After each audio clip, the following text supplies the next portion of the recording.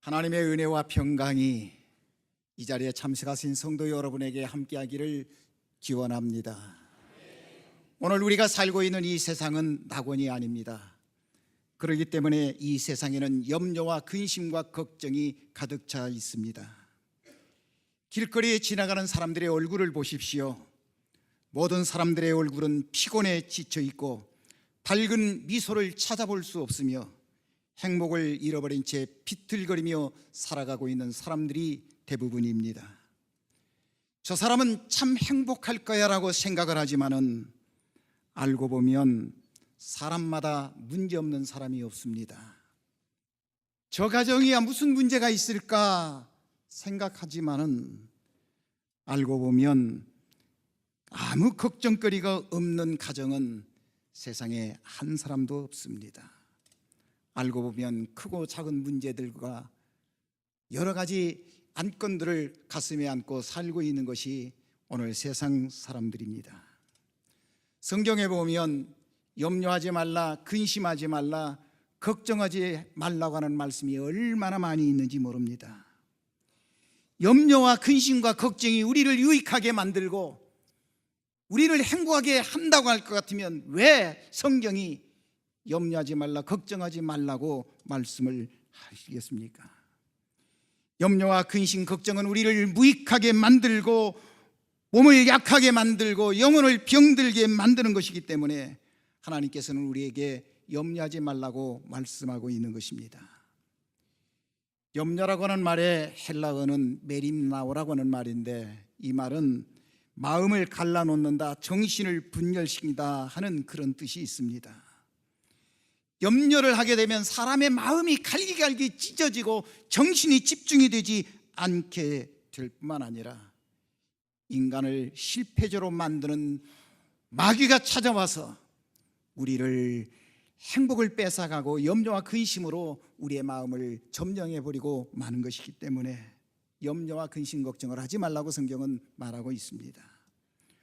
오늘날 수많은 학자들이 누구든지 다 말하기를 염려와 근심 때문에 정신적 긴장과 불안을 오랫동안 계속하게 되면 고혈압, 심장병, 위장병, 암과 같은 고질병이 생기게 된다고 말을 하고 있습니다.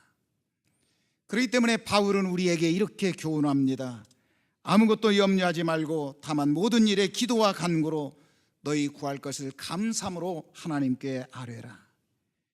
그리하면 모든 지각에 뛰어난 하나님의 평강이 그리스도 예수 안에서 너희 마음과 생각을 지배하시리라. 베드로도 말하기를 너희 염려를 다 주께 맡겨버리라. 그가 너희를 돌보시기 때문이라고 했습니다. 우리 예수님께서도 말씀하시기를 내가 너희에게 이르노니 목숨을 위하여 무엇을 먹을까, 무엇을 마실까, 몸을 위하여 무엇을 입을까 염려하지 말라. 이런 것은 다 세상 사람들이 하는 것이다. 너희는 마음에 근심하지 말고 하나님을 믿으니 또 나를 믿으라고 강력하게 권고하고 있습니다. 더 나아가서 우리 주님은 적극적으로 이렇게 말씀합니다. 염려하는 것이 문제가 아니라 이번에는 평안을 내가 너희에게 끼치노니 곧 나의 평안을 너희에게 주노라. 내가 너희에게 주는 평안은 세상에 주는 평안과 같지 않다고 말씀하고 있습니다. 평안이라는 말의 원어의 뜻은 에이렐이라고 하는 말인데 이 말은 하모니,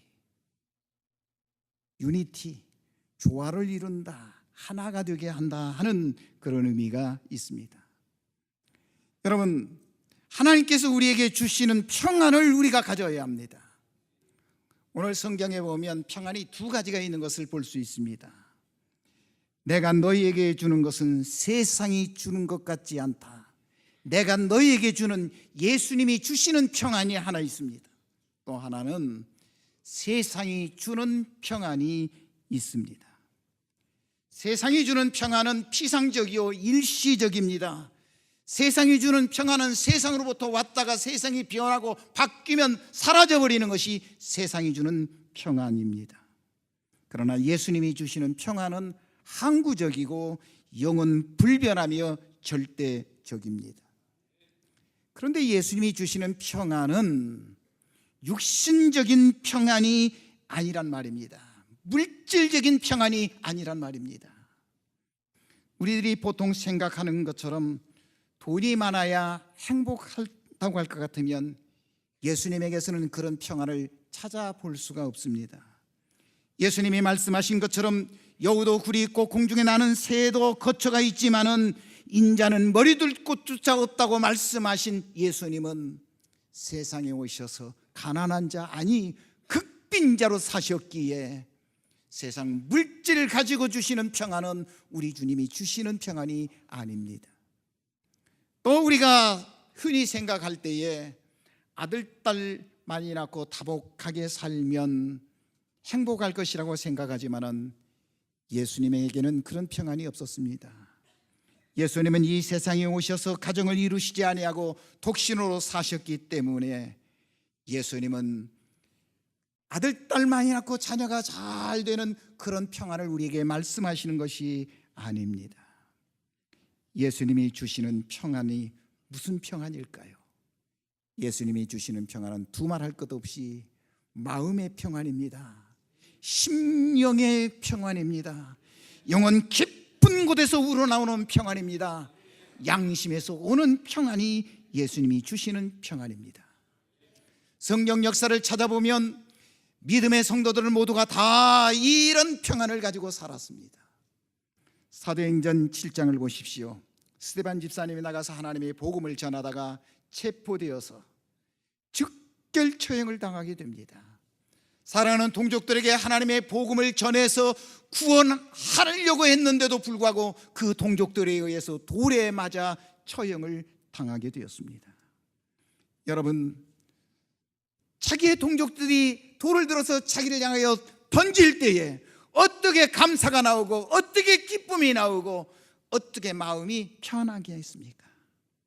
그런데 돌에 맞아 죽어가는 스데반의 모습을 성경은 그렇게 말씀하고 있습니다.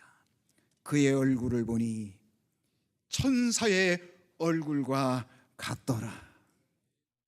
어떻게 해서 돌에 맞아 죽는 스데반의 얼굴이 그렇게 천사의 얼굴처럼 밝은 모습을 가지고 있었을까요? 그것은 스데반의 마음속에 우리 주님이 주시는 평안이 있었기 때문에 가능했습니다. 사도행전 12장을 보십시오. 야고보를 잡아 죽였던 헤롯 왕이 유대인들이 환호성을 지르니까 이번에는 제자들의 우두머리인 베드로를 잡아서 감옥에 쳐넣었습니다. 수고랑으로 채워서 깊은 감옥에 넣어놓았습니다. 내일 죽을지 모레 죽을지 알 수 없는 불안한 감옥 속에 넣어놓았습니다.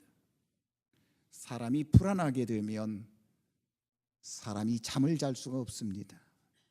그런데 여러분, 그 감옥 안에 있던 베드로는 얼마나 깊은 잠을 잤는지요. 하나님이 베드로를 구원하시기 위하여 천사를 보내었는데 베드로가 일어나지를 않습니다. 흔들어 깨워도 일어나지 않습니다. 성경에 보면 천사가 베드로의 옆구리를 때렸다고 그랬습니다. 다시 말해서 급소를 내려친 겁니다. 그러니까 일어났습니다. 급소를 때려야 깨어날 정도의 깊은 잠을 잘 수 있었던 베드로, 침대에서 잔 것 아닙니다. 좋은 시설 속에서 잔 게 아닙니다.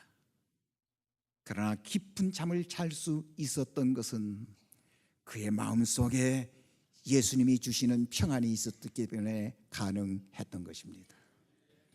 사도행전 16장을 보십시오. 바울과 실라가 필립보에 가서 하나님의 복음을 전하다가 감옥에 갇힙니다.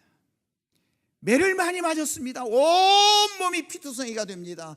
쑤시고 아픕니다. 쇠고랑이에 채여서 감옥에 쳐 넣었습니다. 쑤시고 아픈데 아이고 소리가 나와야 할 그 시간에 바울과 실라의 입에서는 기쁨의 찬송이 나왔습니다. 하나님께 감사의 기도가 나왔습니다. 왜요? 그의 마음속에 우리 주님이 주신 평안이 있었기 때문에 가능했습니다.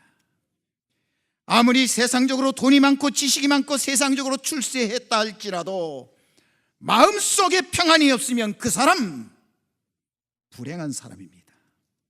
그러나 인간적으로 볼 때에 불쌍하게 보이는 사람이라 할지라도 그 마음속에 주님의 평안이 있는 사람은 행복한 사람입니다. 세상에서 가장 화롭게 산 사람의 대표자를 뽑으라면 태양왕이라고 하는 별명을 가진 루이 14세를 우리는 쉽게 뽑게 됩니다. 그는 세상에 갖고 싶은 거 다 가져봤습니다. 하고 싶은 거 다 해보았습니다. 그럼에도 불구하고 그의 마음에는 만족이 없었습니다. 행복함이 없었습니다. 고민하다가 생각해낸 것이, 네가 행복한 사람이 되기 원한다면 행복한 사람에게서 행복한 사람의 속옷을 얻어서 네가 입으면 너도 행복한 사람이 될 것이라고 하는 옛 어른의 말씀이 생각이 났습니다. 어느 날 루이 14세는 황제의 화려한 옷을 벗어버리고 평민의 옷을 입고 궁궐을 살짝 빠져나왔습니다. 행복한 사람의 속옷을 얻어 입기 위해서 여기저기 다녀보았습니다. 부잣집에 가봤습니다. 거기에서는 행복을 발견할 수 없었습니다. 아주 고도의 지식을 가지고 있는 사람의 집에 찾아가 봤습니다. 거기에서도 행복을 얻을 수 없었습니다. 행복을 찾아 여기저기 헤매던 루이 14세는 저녁 해가 질 무렵 지친 몸을 이끌고 궁궐을 향하여 언덕을 올라오다가 한 양치는 목동이 하프를 치면서 노래 부르는 모습을 보았습니다. 어찌나 행복하게 보였던지 그는 목동에게 물었습니다. 여보시오, 당신 행복하십니까? 예, 행복합니다. 당신은 저 궁궐에 있는 루이 14세보다도 더 행복합니까? 물론 행복합니다. 당신 마음이 평안하십니까? 평안합니다. 루이 14세가 부러워서 그에게 요청을 합니다. 당신이 입고 있는 속옷을 나에게 주면 나도 평안할 텐데 당신의 속옷을 벗어서 나에게 줄 수 있겠소? 양치던 목동이 하프를 내려놓고 자리에서 일어났습니다. 그리고 속옷을 요구하는 루이 14세에게 그는 겉옷을 홀랑 벗었습니다. 그런데 이게 웬일입니까? 목동에게는 속옷이 없이 알몸이 드러났습니다. 그때 깜짝 놀라 외쳤던 루이 14세의 말, 행복한 사람은 속옷이 없구만. 그렇습니다. 행복의 옷을 입는다 할지라도, 행복한 가구를 들어놓는다 할지라도, 돈을 많이 쌓아놓는다 할지라도, 명예와 권세를 가진다 할지라도 이와 같은 외부적인 조건이나 환경이 결단코 우리에게 행복과 평안을 가져다 주는 것이 아닙니다. 진정한 평안은 우리 주님이 주셔야 하며 마음속에서 우러나와야 가능하게 된 겁니다. 오늘 본문 말씀을 자세히 보면 오늘 본문 말씀은 예수님이 제자들과 함께 최후의 만찬을 잡수시면서 하신 말씀입니다. 즐거워야 할 잔치 분위기가 왠지 싸늘합니다. 우리 주님은 이 제자들과 마지막 식사를 마치고 나면 곧바로 겟세마네 동산에 올라가 기도하다가 체포되어 내일 낮이면 십자가에 비참하게 처형을 당해야 하기 때문에 우리 예수님이 십자가 사건에 대하여 제자들에게 미리 알려줄 때에 식사하고 있던 제자들은 뭔지 의기소침하고 분위기는 가라앉아버리고 말았습니다. 사랑하는 제자들이 지금 12명이 앉아 있는데 이 12명의 제자들에게 우리 주님은 가장 가장 좋은 것을 주고 싶었습니다. 그러나 예수님에게는 돈이 없기에 돈을 줄 수가 없었습니다. 물질을 줄 수가 없었습니다. 명예와 권세를 줄 수가 없었습니다. 그러나 예수님께서 가장 소중하게 여기시는 귀중한 것, 그것을 제자들에게 주고 싶었습니다. 그것은 세상 어디에서도 찾아볼 수 없는 차원이 다른 예수님의 평안이었습니다. 그래서 주님은 제자들에게 말씀합니다. 내가 너희에게 평안을 주노니 곧 나의 평안을 너희에게 주노라. 우리 주님이 제자들에게 내가 너에게 평안을 주기를 원하는데 나의 평안을 너에게 주기를 원한다고 말씀하셨는데, 사랑하는 성도 여러분, 그 평안을 오늘 예배드리고 있는 사랑하는 중앙교회 성도 여러분에게도 우리 주님은 주시기를 원하신다는 사실을 믿으시기 바랍니다. 어떻게 하면 우리 주님이 주시기를 원하시는 주님의 평안을 소유할 수 있을까요? 첫째로, 주님의 평안을 소유하려면 무엇보다도 먼저 회개하고 죄 용서받았다고는 확신이 있어야 합니다. 구원의 확신이 있어야 합니다. 하나님의 자녀가 되었다고는 확신이 있어야 합니다.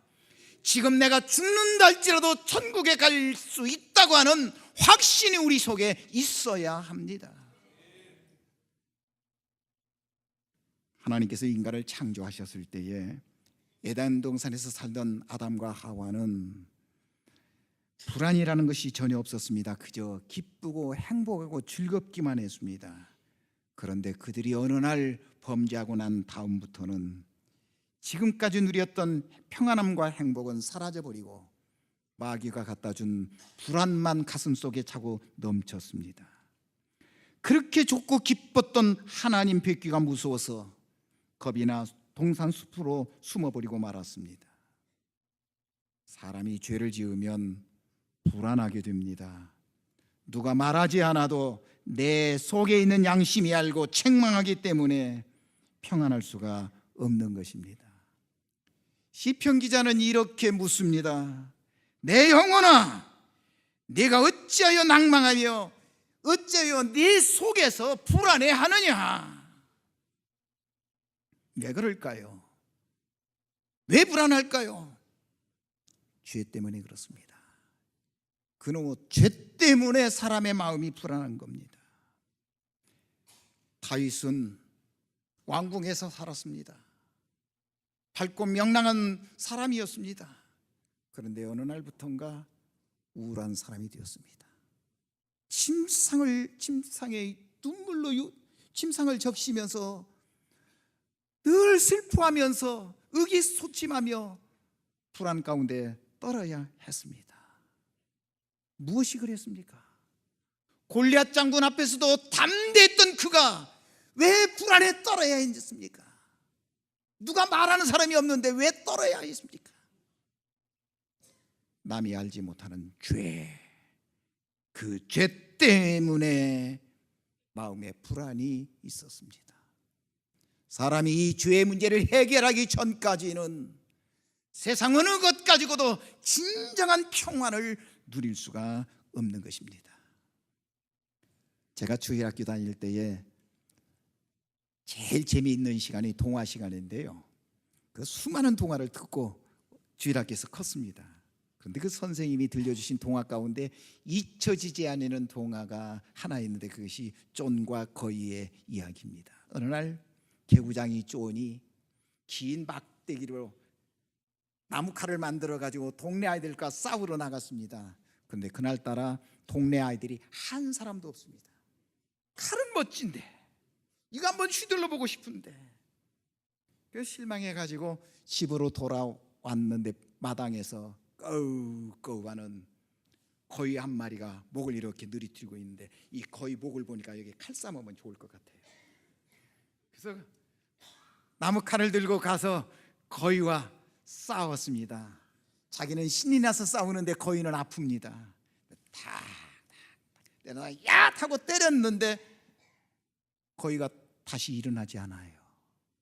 머리를 맞고 거위가 쓰러져 죽어버리고 만 겁니다. 겁이 덜컥 났습니다.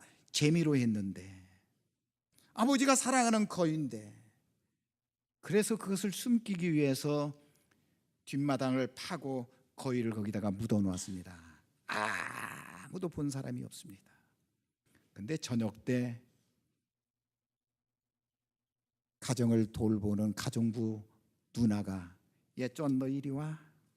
왜 그래요? 너 이 물동에다가 물 좀 길어오지 않을래? 그건 누나가 해야 할 일이잖아요. 알았다. 그러면 아빠한테 이거다. 그래서 물동에 들고 가서 물을 길러다가 주었습니다. 얘 쫀, 이리 와. 빗자루를 주면서 마당을 쓸으라고 합니다. 그건 누나가 해야 할 일이잖아. 알았어. 저녁에 아빠한테 이거다. 여러분, 이러기를 매일 계속하는데 밤에 잠자면 누나가 아빠한테 일러가지고 아빠가 자기를 데려다가 얼마나 책망하고 때리는지, 잠자다가 막 발부둥이 치면서 아빠 잘못했어 하고 발부둥을 치다가 보니까 꿈이에요. 진땀이 흐릅니다. 여러분, 매일 이러니까요, 밥맛도 없고 기운도 떨어지고 마음은 불안하고. 그러던 어느 날 존이 각오를 했습니다. 내가 아빠한테 혼나면 혼나지, 매 맞으면 매 맞지, 내가 사실대로 아버지한테 이야기해야겠다. 그리고 아버지가 계신 문고리를 잡고 방문을 열으라고 보니까 벌써부터 눈물이 나와요. 무서워서 벌벌 떨려요. 문을 열고 말도 못하고 아버지 무릎에 그냥 덜썩 엎드렸습니다. 그리고 엉엉 웁니다. 아빠가 존의 머리를 쓰다듬으면서, 존아, 너 거위 때문에 그렇지? 아니, 아버지가 어떻게 하셨어요? 거위가 없길래 거위를 찾으러 이리저리 돌아다니다 보니까 거위 털이 하나가 땅속에서 삐쭉 나와 있는데 보니까 거기에 거위가 묻혀 있더라. 목을 보니까 나무 칼자국이 있어. 너 아니면 누가 하겠니? 그런데 아빠가 왜 알면서도 아무 말도 안 했어요? 네가 와서 지금처럼 사실대로 이야기하기를 내가 기다렸단다. 들어갈 때는 눈물을 흘리면서 불안해서 아버지 방에 들어갔는데 아버지가 오히려 머리를 쓰다듬어 줄 때에 존은 눈물을 멈추고 방문을 나서게 되었습니다. 막 아버지 방에서 나오는데 부엌에서 누나가 부릅니다. 쫀, 이리 와. 왜 부르는 거야? 너 큰소리 치는 거야? 그럼 큰소리 칠만 하니까 치지. 그러면 아빠한테 이거다? 이거 하려면 해. 여러분, 존이 어떻게 해서 평안을 얻었습니까? 돈 주고 샀습니까? 얻어서 얻은 겁니까? 존이 한 것이 하나 있습니다. 그것은 자기의 잘못을 자기의 입으로 아버지 앞에 고백했더니 아버지께서는 다 아시면서도 오기를 기다리시다가 그를 용서하시고 그를 품어 주심으로 그렇게 불안했던 문제가 일시에 다 해결되었다는 말입니다. 성경은 우리에게 이렇게 말합니다. 사도행전 3장 19절, 너희가 회개하고 돌이켜 너희 죄 없이 함을 받아라. 이같이 하면 새롭게 되는 날, 전에 성경에 보면 유쾌하게 되는 날, 평안하게 되는 날이 주 앞으로부터 이를 것이라고 했습니다. 사랑하는 성도 여러분, 회개하고 용서 받았을 때에 찾아오는 그 기쁨, 그 영혼의 평안함 맛보셨습니까? 예수를 믿는다 하면서도 아직까지 죄책에 눌려서 평안함을 얻지 못하고 양심의 꺼림칙한 마음을 가지고 신앙생활하는 사람이 없습니까? 내 죄짐이 다 사라져버리고 하나님이 나를 용서했다고 하는 그 영혼의 기쁨을 가질 때에 내 영혼이 날개치며 하늘 향하여 올라갈 것 같은 영혼의 기쁨과 평안함과 만족함을 체험하셨습니까? 찬송가에 보면 내 영혼이 은총 입어 중한 죄짐 벗고 보니 슬픔 많은 이 세상도 천국으로 화하도다. 여러분, 예수 믿는 것은 그냥 왔다 갔다 하는 게 아닙니다. 예수를 믿는 것은 예수를 믿음으로 얻어지는 기쁨과 평안함과 행복함이 있어야 합니다. 아직까지 이런 평안함을 체험하지 못한 분이 계시다면, 만일 우리가 우리 죄를 자백하면 저는 미쁘시고 오로사 우리 죄를 사하시며 우리를 모든 불의에서 깨끗게 하시겠다고 말씀하신 우리 주님의 말씀 붙잡고 주님 앞에 우리의 죄를 고백함으로 용서받고 마음의 평안함을 얻는 성도 여러분이 되시기를 주님의 이름으로 기원합니다. 과거에 이런 체험을 가졌는데 신앙생활 하다 보니까 이런 마음의 평안이 잃어버리고 죄 가운데서 허덕거리고 있는 사람이 있다고 하면 다시금 이 은혜를 회복하고 마음의 기쁨과 평안함을 또 누리는 성도 여러분이 되시기를 바랍니다.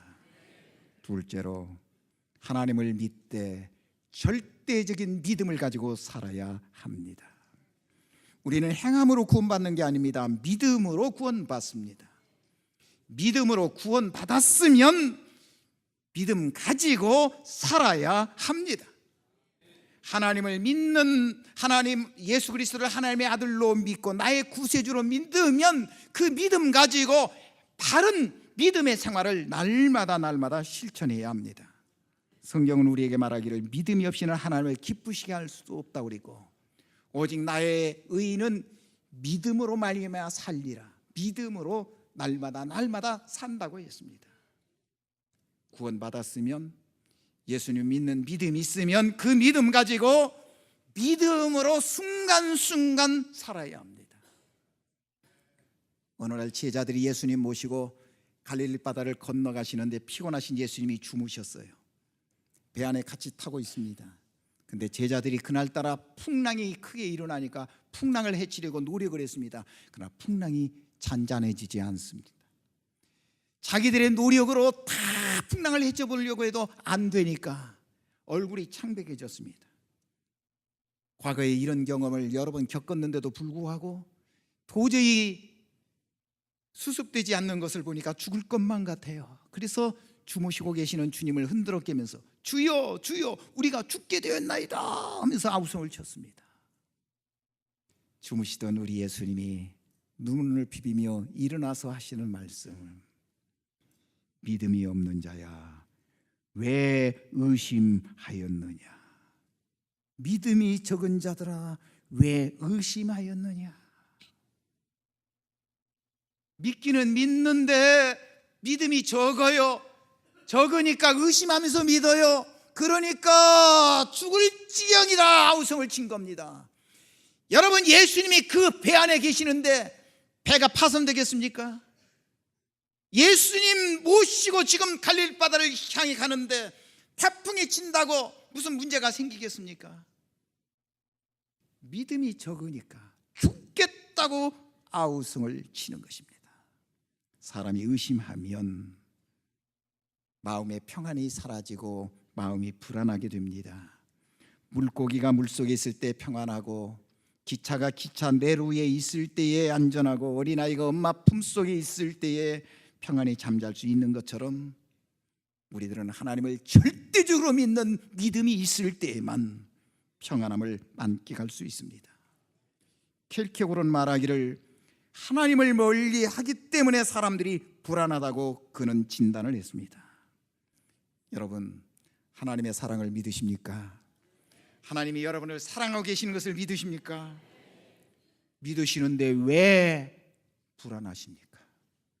세상 끝날까지 내가 너희와 함께하리라고 하시는 하나님의 말씀을 믿으십니까? 그런데 왜 불안하십니까? 왜 죽겠다고 아우성을 치십니까? 하나님께 맡겨버리세요. 맡겼다 안 맡겼다. 맡기는 것 같으면서도 도로 내가 짊어지고, 오늘 교회 오면서 낭패와 실망 당한 뒤에 예수께로 나옵니다. 나와가지고 놓았다가 다 내려놨다가 갈 때는 미안해서 놓고 못 가겠구만요. 내가 다시 짊어지고 갈래요. 그 믿음이 아니에요. 믿음이. 맡기세요. 맡겨. 하나님이 다 맡아 주신다고 말씀을 했습니다. 여러분은 몇 프로나 하나님께 맡기고 사십니까? 50% 맡기고 50% 내 힘으로 살려고 하면 50%만큼 불안합니다. 90% 맡기고 10% 안 맡기고 의심하며 살면 10%만큼 불안합니다. 맡길 바에야 100% 맡기세요. 돈 드는 거 아니에요. 시간 드는 거 아니에요. 수고하는 거 아니에요. 그냥 맡기라고 하나님이 말씀하시는데 왜 안 맡겨요? 맡기세요. 절대적인 믿음을 가지면 마음의 평안을 가질 수 있습니다. 셋째로, 성령의 충만함을 받으면 마음의 평안함을 받을 수 있습니다.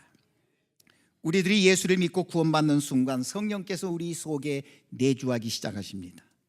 내 속에 계신 성령께서는 우리들을 인도하시고 주관하시고 지도하기를 원하십니다. 그런데 구원받기 전 옛습관 그대로 내 마음대로 살려고 하기 때문에 내 속에 계신 성령께서는 슬퍼하시고 근심하시게 되는 것입니다. 성령 충만함을 받아야 합니다.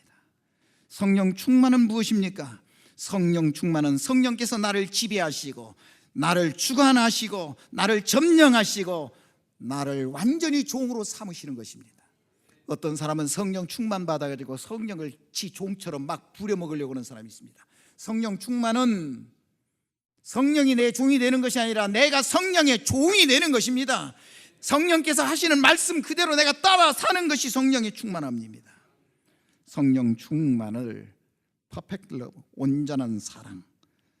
그래서 성령 충만은 사랑 충만입니다. 성령이 내 안에 계시면 사랑으로 충만해야 합니다. 모든 사람을 다 사랑으로 대해야 합니다.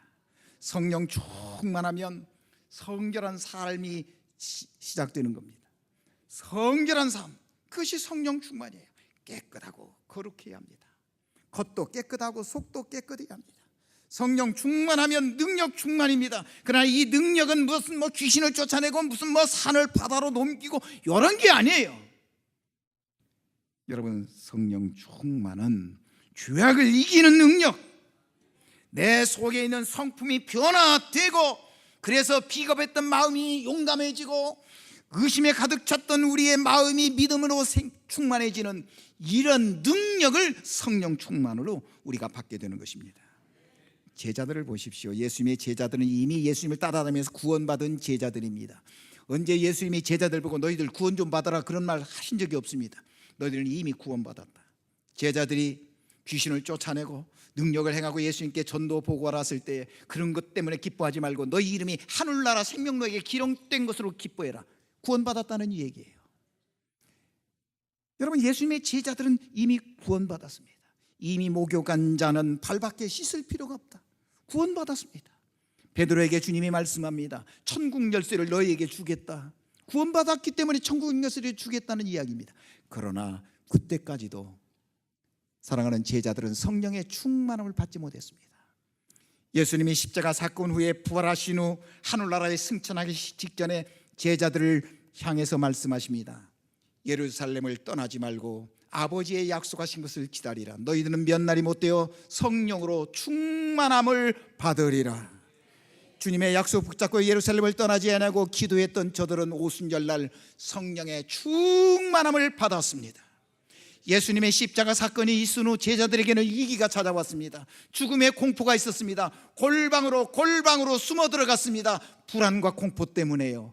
그러나 오순절날 성령 충만 받은 그들은 골방에서 밖으로 뛰쳐나왔습니다. 그리고 입을 열어 담대하게 하나님의 복음을 전했습니다. 예수는 하나님의 아들이십니다. 우리의 구세주입니다고 복음을 전했습니다. 산헤드린 공회가 베드로와 요한을 잡아다가 협박 공갈을 합니다. 너희들 예수의 이름을 입 밖에도 내지 말라. 그러나 베드로와 요한을 보십시오. 산헤드린 공회가 무엇입니까? 죽이고 살릴 수 있는 권한이 그 안에 있는 곳입니다. 그런데 그 가운데서도 베드로와 요한은 우리는 보고 들은 것을 증거하지 않을 수 없습니다라고 담대하게 말할 수 있는 용기와 평안이 그들 마음속에 있었습니다. 그것은 곧 성령의 충만함이 그들을 지배하고 있었기 때문에 가능했습니다. 사랑하는 성도 여러분, 성령 충만 받으면 마음의 평안을 가질 수 있습니다. 평안은 하나님께서 우리들에게 주시는 선물 가운데 가장 귀중한 선물입니다. 세상이 주는 평안은 잠시 왔다가 잠시 사라져 버립니다. 그러나 예수님이 주시는 평안은 영원히 계속됩니다.